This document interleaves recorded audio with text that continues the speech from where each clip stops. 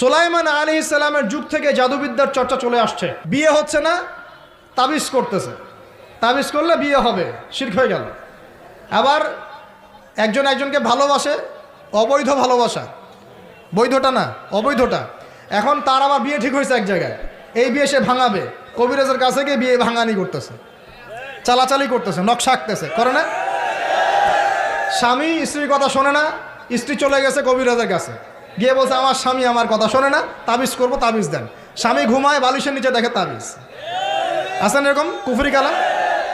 সবই শিরক। কেউ জাদুবিদ্যার চর্চা করতেছে মানুষ এখন। এবং বিশ্বাস করেন, আমি একটা নিউজ দিই আপনাদেরকে, এখন বিশ্বের একটা অংশের মানুষ সত্যি সত্যি ব্ল্যাক ম্যাজিক বা কালো জাদু করে।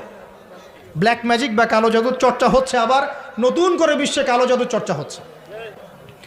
তো খেয়াল রাখতে হবে এগুলো থেকে বাঁচার জন্য কি করব? বাঁচার জন্য প্রতিদিন 5 ওয়াক্ত নামাজ, পবিত্র